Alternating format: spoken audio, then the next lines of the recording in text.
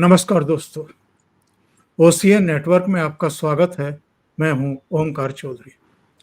ये तो हम और आप और पूरा देश जानता है कि जम्मू कश्मीर जब संयुक्त था, उस समय घाटी को भी और जम्मू के भी बहुत सारे क्षेत्रों को किस तरीके से समय-समय पर सुलगाने की कोशिशें हुई, किस तरह निर्दोषों का, मासूमों का खून बहाया गया, किस तरह सीमा पार से तमाम तरह के षड्यंत्र रचे गए, घुसपैठ कराई गई और यहाँ जो बाद में स्लीपर सेल बने और यहाँ जो ग्राउंड पर उनकी मदद करते थे, वो किस तरह की हरकतें करते रहे हैं।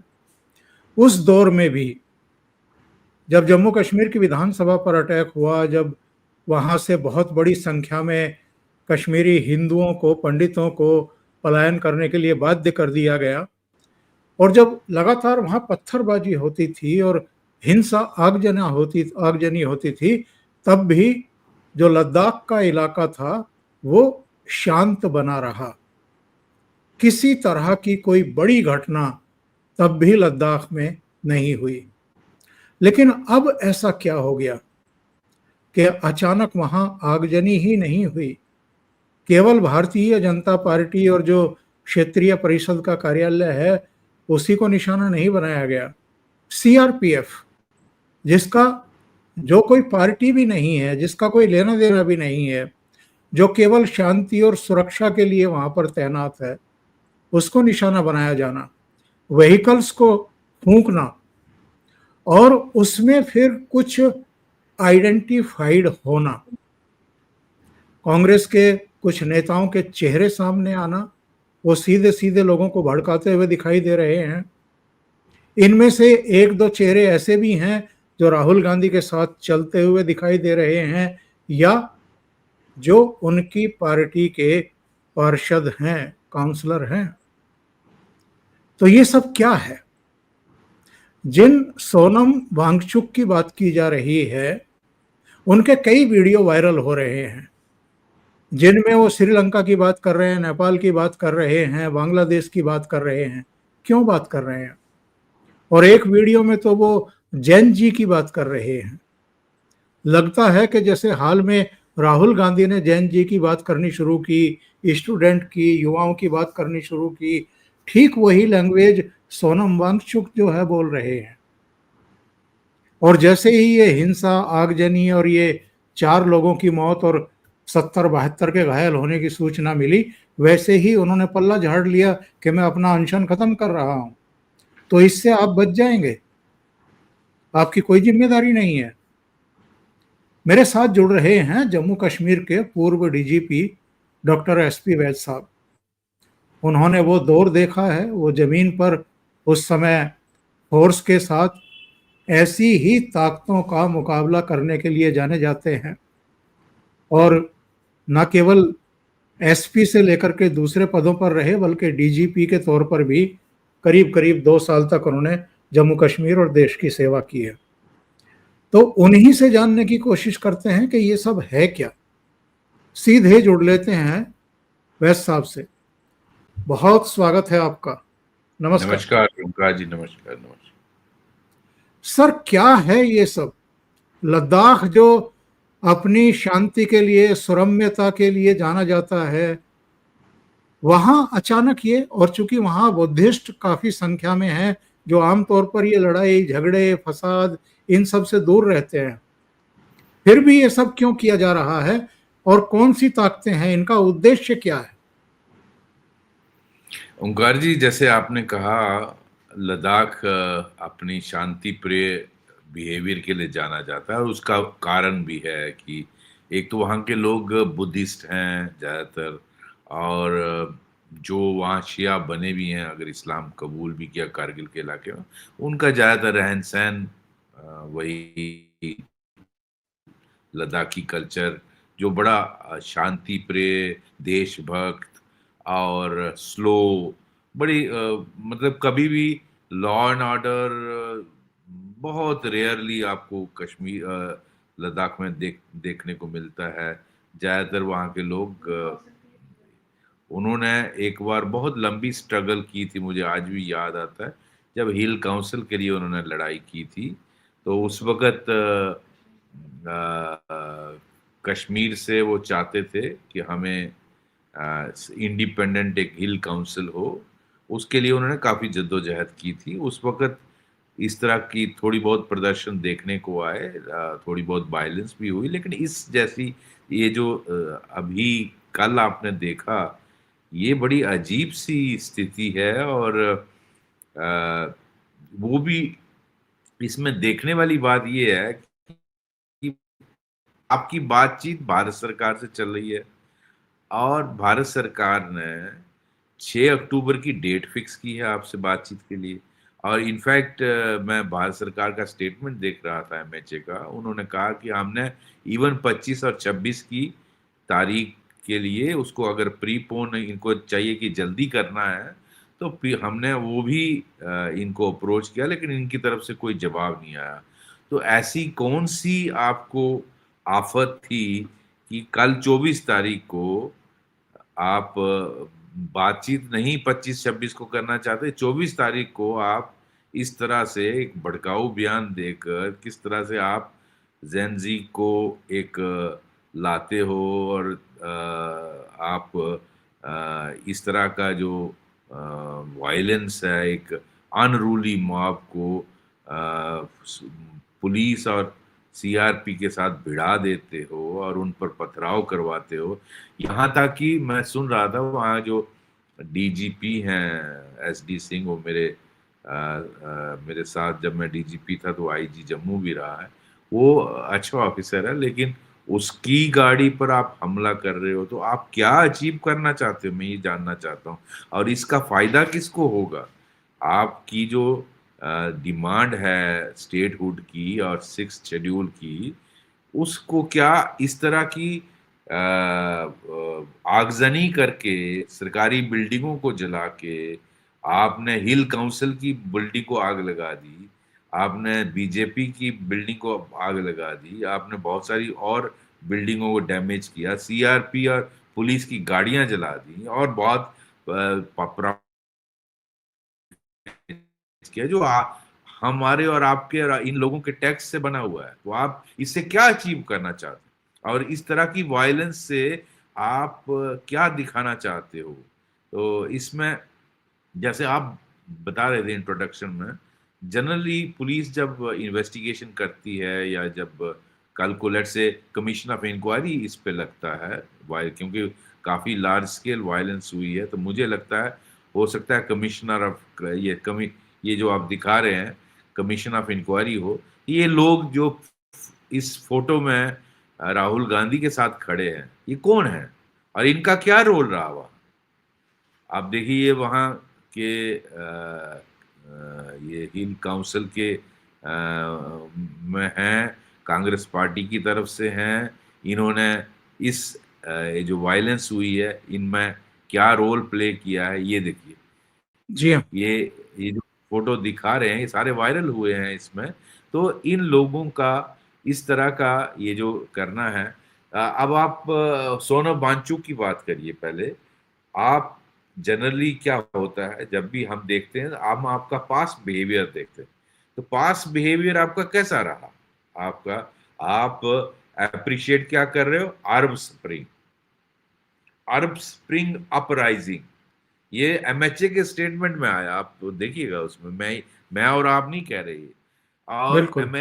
एमएचए ने ये भी कहा कि आप अप्रिशिएट कर रहे हैं जो बांग्लादेश में हुआ, जो आपके श्रीलंका और नेपाल में जेनजी की एजिटेशन हुई, तो तख्ता पलट हुआ। तो क्या मतलब आप वही टूल किट का हिस्सा हैं? आप क्या वही तख्ता पलट यहाँ से भारत के लिए लद्दाख से शुरू करना चाहते हैं? ये सारे इन्वेस्टिगेशन के इंक्वायरी के मुद्दे हैं। मैं समझता हूँ ये बहुत इंपॉर्टेंट एस्पेक्ट्स हैं, जिनकी आपने तस्वीर दिखाई और सोनम वांगचुक का क्या रोल रहा है, क्या भड़काऊ बयान दिए, सारे वीडियो में है।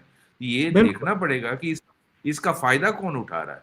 क्या ये जो अपोजिशन लीडर हैं एक प्रोमिनेंट पार्टी के, जो जनरली बोलते रहते हैं जेन जी का कि जिस तरह बांग्लादेश में हुआ तो एक दिन मोदी जी को यहाँ भी होना पड़ेगा हिंदुस्तान में, तो आप मोदी जी को हराना चाहते हैं, हराओ ना इलेक्शन लड़के, बट इस तरह की आप टूल किट का हिस्सा क्यों बन रहे हैं? आप टूल किट का हिस्सा, ये देखिए बांग्लादेश में जफी किसको डाल रहे हैं? वो कौन आदमी है? ये यूनस, मोहम्मद यूनस इंडिया हेटर है। और आप देखते हैं इसने भारत और बांग्लादेश के जो रिश्ते थे इतने बढ़िया, उनको कहाँ लाया? आपने देखा कि कहां पर इन्होंने आज हालत लाई। इतने बढ़िया रिलेशनशिप थे बांग्लादेश के, यहाँ हजारों लोग मेडिकल ट्रीटमेंट के लिए आते थे, हमारे से बिजली लेते थे, हमारे से अनाज लेते थे, इनका हमारी पोर्ट की फ्री फैसिलिटी लेते थे, इनका इनका एक्सपोर्ट सारा जो उसका कपड़े का होता था वो यहाँ से होता था। तो ये आप उस आदमी से हाथ मिला रहे, ये चीजें प्रूफ नहीं बनेंगी आपके खिलाफ कि आप उसी टूल किट का हिस्सा है जो सोरोस फंडेड है? तो ये सारी इंक्वायरी के मुद्दे हैं, मैं समझता हूं, और इसको देखना चाहिए। और ये मेरी अपील रहेगी भारत सरकार से भी, और जो भी इसमें इन्वेस्टिगेशन या कमीशन बैठेगा, कि इसमें देखें इनका क्या रोल रहा है। और इन लोगों ने, और देखिए इन्होंने यूथ को एक्सप्लॉइट किया, यूथ को काम को अच्छा काम कर रहे हैं, लेकिन वो उनको इन्होंने एक्सपेक्ट, और ये just because they are part of the toolkit, they are government regime change करने के लिए इस तरह की ये इस्तेमाल कर बोल रहा है। मैं सुन रहा था कि देखिए जी हम तो स्टेटहुड की डिमांड कर रहे थे। देखिए ओंकार जी, मैं आपकी चैनल में बताना चाहता हूँ, जी जी। जम्मू रीजन, मैं जम्मू से बिलोंग करता हूँ, जम्मू रीजन में पिछले 40 सालों से स्टेटहुड की डिमांड है, लेकिन कभी आपने वायलेंस देखी? कभी नहीं नेवर। देखी। आप नेवर। बहुत स्ट्रांग सेंटिमेंट है जम्मू में, इररेस्पेक्टिव ऑफ रिलीजन, कास्ट। आप किसी भी जम्मू के डोगरा को, चाहे वो मुस्लिम है, हिंदू है, बकरवाल है, गुज्जर है, पहाड़ी है, आप पूछिएगा, और वो जान कहते हैं कि कश्मीरी लोग हमें, कश्मीरी लीडरशिप जो है हमें एक्सप्लॉइट करती है, हमें सेकंड क्लास सिटीजन बना के, ये सेंटिमेंट है पॉपुलर जम्मू में। लेकिन इंदिरा गांधी के टाइम से आज तक उन्होंने वायलेंस नहीं की, कि उनको समझाया जाता है कि नहीं, देश के हित में यही है कि आप कश्मीर, अदरवाइज वो लोग स्टैटिस्टिक्स देते हैं, टूरिज्म का 90% से ज्यादा बजट कश्मीर में लगता है। ऐसा नहीं है कि जम्मू के पहाड़ी इलाके में खूबसूरत जगह नहीं है, मैं आपको बताऊं कश्मीर से ज्यादा खूबसूरत जगह है, लेकिन उन्हें जाने के लिए सड़क नहीं है, ये हालत है।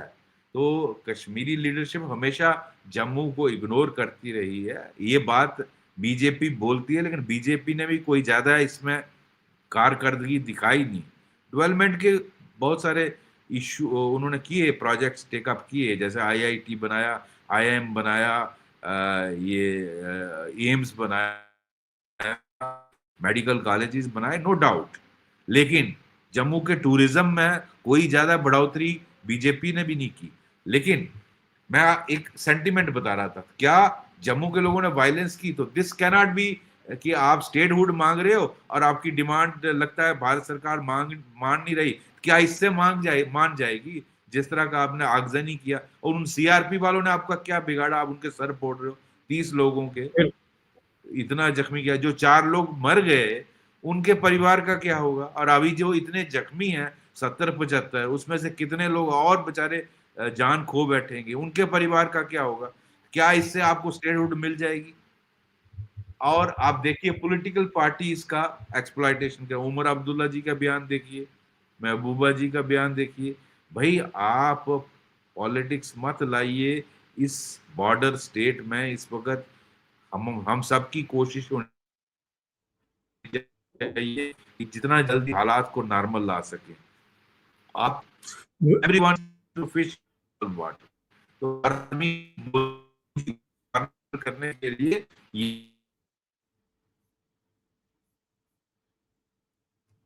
स्टेटहुड नहीं देने पे क्या होता है? तो हमारा जम्मू कश्मीर में स्टेटहुड की डिमांड इतनी देर से है, तो उसको सरकार नहीं मीट कर रही है, तो अब इनको पता लगा, इन्होंने बड़ा 370 में जम्मू वाले और लद्दाख के लोगों ने बड़ा सेलिब्रेट किया था। तो इस तरह की बयानबाजी जो हो रही है ये अच्छा नहीं है, और ये देश के लिए भी और जम्मू कश्मीर और लद्दाख के लिए अच्छा नहीं है। तो आप इससे क्या अचीव करना चाहते हैं? तो सिर्फ आप अपना वो पॉलिटिकल ये जो स्कोर करना चाहते हो, वो इससे मुझे नहीं लगता एक मैच्योर लीडरशिप का रोल रहता है। तो आप ये जो स्थिति बनी है, ये कोई इस तरह की सिचुएशन मैंने अपने पुलिस कैरियर में इतनी बुरी सिचुएशन नहीं देखी।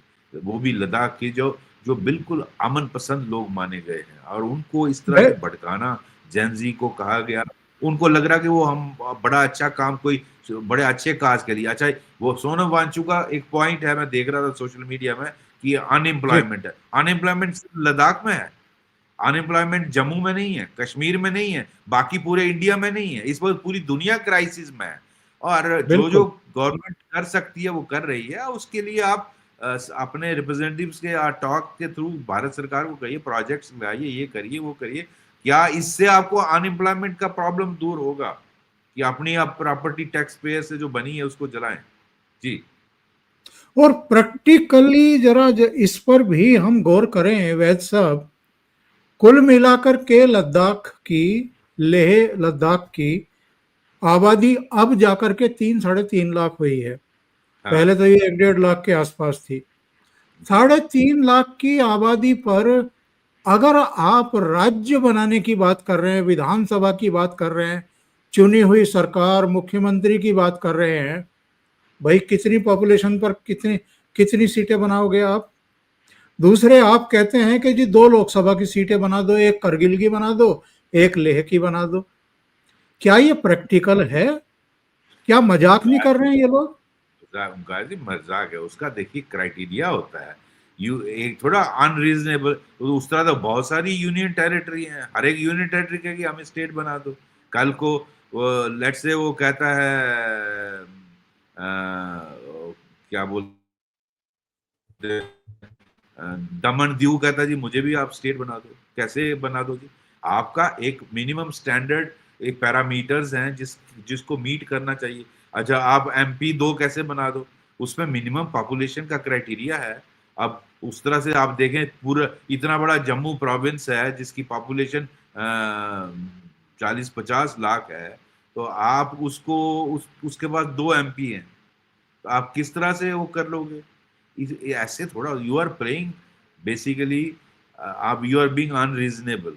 और आप असेंबली दे दो हमको, आप ये दे दीजिए, ये are you playing at the hands of certain political parties? Are you being part of some toolkit? क्या आप वो चलाना चाहते हो? तो आप कन्विंस करिए ना बातचीत से।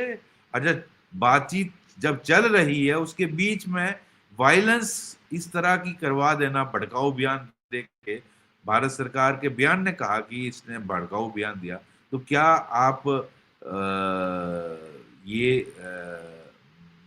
इसको, आपकी डिमांड इस तरह से छूट भी मिल जाएगा और आपके ये जो 6 शेड्यूल वाली डिमांड है पूरी हो जाएगी?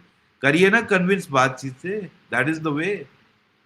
तो ये CRP वालों का सर फोड़ के, उनकी गाड़ियां जला के, पुलिस का सर फोड़ के, उनको जख्मी करके, गाड़ियां फोड़ के आप क्या अचीव करना चाहते हैं? और आप देखिए किस तरह से आप किसको जफियां डाल रहे हैं। ये सारा मैं समझता हूँ मैटर ऑफ इंक्वायरी है, और ये कमीशन और जो भी इंक्वायरी करेगा उसको इन सारे, आपका पास्ट बिहेवियर क्या रहा, आपके बयान क्या रहे हैं, आप ठीक है, आप इन्वायरमेंट की बात करते हैं, we are with you, everyone is with you. Environment कोई आइसोलेशन में सिर्फ लद्दाख नहीं होता, it affects everyone and all over the world. अगर यहाँ लद्दाख में ग्लोबल वार्मिंग होती है, उसका असर हर एक पे होता है, वो हमने देखा। ये इस बार फ्लड्स आए तो पूरी, not only Jammu Kashmir, the whole country is with you as long as environment की बात करते हो। लेकिन ये तो वैद साहब एनवायरमेंट खराब कर रहे हैं लद्दाख का। हाँ, एनवायरमेंट को खराब कर रहे हैं। आप तो बर्बादी कर रहे हो। तो ये आज आप किसी के, आप पाकिस्तान जाके क्या बयान देते हो? आप देखिए, मैं कह रहा ना, पास्ट पास्ट का आपका फिर ढिंढोरा जाएगा। आप कहते हो जी, मुझे लोग कहते थे मैं साइंटिस्ट हूँ, मैंने यूनिवर्सिटी के लिए लैंड ली, यूनिवर्सिटी बनाना चाहता हूँ जिसमें रिसर्च हो। उसमें किसी को आपत्ति नहीं है, रिसर्च करिए, आप यूनिवर्सिटी भी बने, हम सब आपके साथ हैं। लेकिन आप इस तरह की एजेंडा नहीं चला सकते।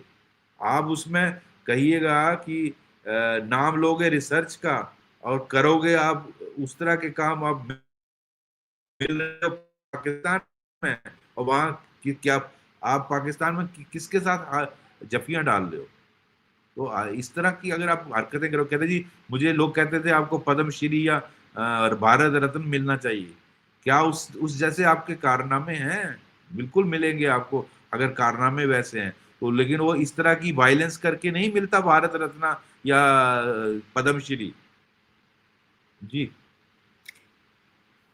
और ये फरवरी में पाकिस्तान गए थे साहब, नाम पर्यावरण का, और पाकिस्तान जाकर के इन्होंने जिस तरह के बयान दिए थे, या जब ये पदयात्रा करते हुए दिल्ली पहुंचे थे, यहाँ कैसे कैसे लोगों से मिले थे, उनमें योगेंद्र यादव से लेकर के तमाम लोग थे। क्या सबको पता नहीं है कि योगेंद्र यादव वगैरह जो है वो किस तरह के आंदोलन करते रहे हैं, या क्या किस तरह की विचारधारा है, और गवर्नमेंट ऑफ इंडिया के खिलाफ किस तरह की साजिशें ये लोग रचते रहे हैं। इसके अलावा राहुल बिल्कुल। गांधी की जो जबान रही है नेपाल को लेकर के, बांग्लादेश को लेकर के, वही जबान ये बोल रहे हैं, जैन जी की बात कर रहे हैं। एक वीडियो मेरे सामने आया था जिसमें ये मास्क लगा रहे हैं, फिर एक टोपी ओढ़ रहे हैं, और लड़कों से कह रहे हैं कि अपनी पहचान छुपाने के लिए आप ये करें जब प्रदर्शन करें। ये किसको ट्रेंड कर रहे थे, क्यों ट्रेंड कर रहे थे? और जैसे ही ये हिंसा हुई, 4 लोगों के मरने की सूचना आई, वैसे ही अनशन तोड़ करके कहा कि जी मेरे लिए ये बड़ा दुखद दिन है, बड़ा शर्मनाक दिन है। तो आप अपनी जिम्मेदारी से बच जाएंगे क्या? देखिए, इस तरह का बोल के कि जी मैं घर चला, मेरा हो गया, तो उससे क्या आप छूट जाओगे? आपका जो कुरकर्म है, जो जिसकी वजह से, अगर आपने भड़काऊ बयान दिया और उसकी वजह से वायलेंस हुई, और जेनजी के नाम पर आप जिस तरह से चला रहे हो एजिटेशन, तो आप इनसे अपने जो जो क्राइम है उससे बच जाओगे? मुझे नहीं लगता, क्योंकि जो फिर तफ्तीश करेगा, जो इन्वेस्टिगेशन करेगा, जो इंक्वायरी करेगा, वो आपके सारे पुराने रिकॉर्ड भी खोलेगा, आपका बिहेवियर भी देखेगा, आपकी बयानबाजी भी देखेगा, और उसमें उससे किस तरह इंस्टिगेट किया आपने मॉब को, अब उस मॉब को किस तरह से ये किया, ये सारा कुछ जो है वो होगा। ये सारा खुद खुरेदा जाएगा, और उसके बाद ही आप इन सब के आपके खिलाफ जो भी केसेस होंगे उसका जवाबदेही होगी। मैं समझता हूँ ये भारत सरकार इसके बारे में सोच रही होगी, और ये जो अ, हर आदमी का क्या रोल इस एजिटेशन में रहा और भड़काने में, वो इंस्टिगेशन करने में, वो उसको सबको निकाला जाएगा, और वो सारे मुद्दे होंगे इंक्वायरी के और कमीशन के। जी। और वैसे साहब, आखिर में मैं आपसे जानना चाहूंगा, चूंकि आप कानून व्यवस्था से सीधे जुड़े रहे और बहुत महत्वपूर्ण भूमिका आपकी उस दौर में रही जब इंटेंस पोजीशन थी, यही समय है कि लद्दाख को सुलगाने की साजिश रचने वालों पर नकेल कस दी जाए पूरी तरीके से, वरना ये बहुत खतरनाक भी हो सकता है। बिल्कुल ओंकार जी, मैं कहता हूँ सख्त एक्शन होना चाहिए, नकेल कसनी चाहिए। और अभी कर्फ्यू लगाया हुआ है वहाँ, इस वक्त काफ़ी स्थिति टेंस है, लेकिन कंट्रोल में है। लेकिन इन सब के खिलाफ मेरा ये मानना है कि एफआईआर्स लगनी चाहिए, इनकी अरेस्ट होनी चाहिए, और हर एक आदमी का जो जो रोल है इन्वेस्टिगेशन, उनका रोल का होना चाहिए, और let them present that in the court, और लेट देम से। हाँ, मैं इतना ज़रूर कहूँगा, जो लोग ज़ख्मी हैं, उनको मेडिकल ट्रीटमेंट बेस्ट पॉसिबल मिलना चाहिए, ताकि ज़्यादा से ज़्यादा जानें बचाई जाएँ। अभी भी बहुत सारे ज़ख्मी हैं, उनका कोशिश भारत सरकार की और ल लद्दाख एडमिनिस्ट्रेशन की ये रहेगी कि उनको कैसे बचाया जाए, ताकि डेथ्स और ना हो। हाँ, यहाँ तक इनका रोल है, उसकी पूरी इंक्वायरी होगी और इनको they have to be accountable for their actions. जी। वैसे साहब बहुत बहुत धन्यवाद इतना समय निकालने के लिए और बहुत महत्वपूर्ण मुद्दे पर चर्चा करने के लिए। Thank you so much sir. जय हिंद।